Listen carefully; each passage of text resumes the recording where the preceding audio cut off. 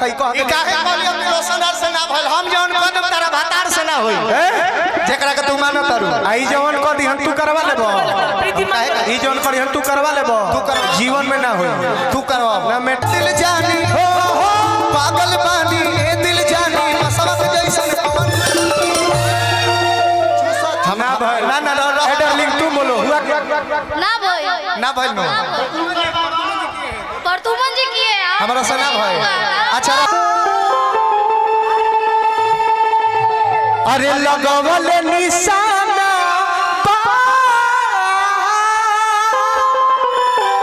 अब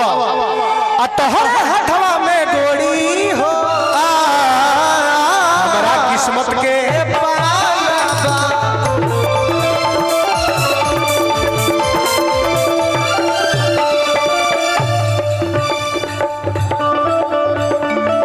पागल बानी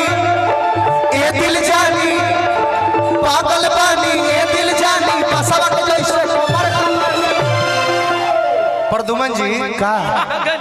जवन सीन तू हिनका के लेके घुलिट जात रहल एक बार हिनका के लेके घुलिट जाए तो मर्द मान जाए कोशिश रही एक लड़का तो मान जाए कि तू कलाकार हो कोशिश रही था हालांकि स्वामी जी के देह में ना ना तो तनी मर्द बनत रह तो हिनका संगे जवन कइल है हिनका संगे कह के दिखाओ मान जाए देखे आई कोशिश रहेगा आई आज ले हम हार मानले नहीं की भले घबरा जाऊ अलग के बात बा लेकिन हार कभी अपुन का नहीं माने हार मानना भी नहीं चाहिए। अरे पागल बानी ए दिल जानी पागल बानी ए दिल जानी बसवक जैसे टर्न लेवे के बा ए डार्लिंग हई डाड़वा घुमा के हेंगा के हेंगा गिर ये जाए बड़ हो गए को तार हाथ कौन काम करेला हई की हऊ तावा फिर से आओ टर्न लेके हे हप्पा जी हम ले लेब तो तारा के देखले बनी तब से श्रद्धा लगल बा कि लीही तारा कला के परिकोरा में कोरा में पागल बानी ए दिल जानी हो पागल बानी ए दिल जानी बसवक जैसे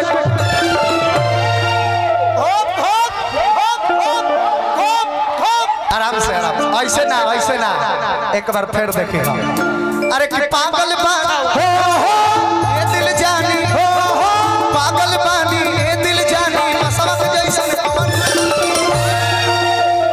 हम ना भाई ना ना डार्लिंग तू बोलो हुआ ना भाई ना भइल नो पर तुमन जी किए हमरा से ना भइल अच्छा रहो फिर से कह देता नहीं रोक ताली बजाओ। हेरी पाई अरे कि पागल बानी ए दिल जानी पागल बानी ए दिल जानी मसवक जैसन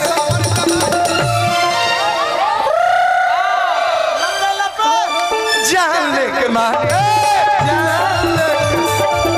भइल हनु ना भइल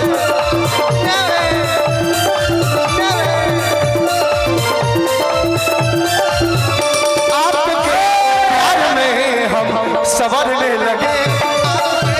प्यार में हम सवरने लगे इस कदर भाई का देखा भाई करो मोहब्बत हुई टूट कर बाजुओं में बिखर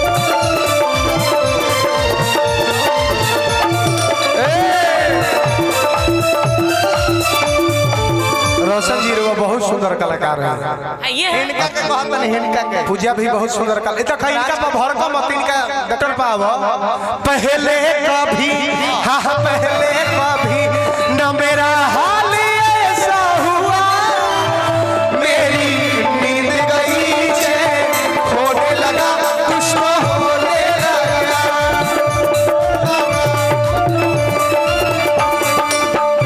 हाँ हाँ पहले कभी न मेरा हाल ऐसा हुआ आराम से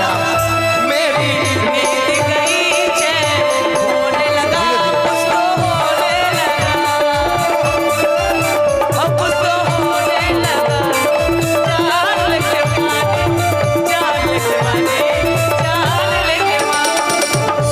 अब गीत संगीत के ही जा रखल जाओ नरमुंडा भैया के चाह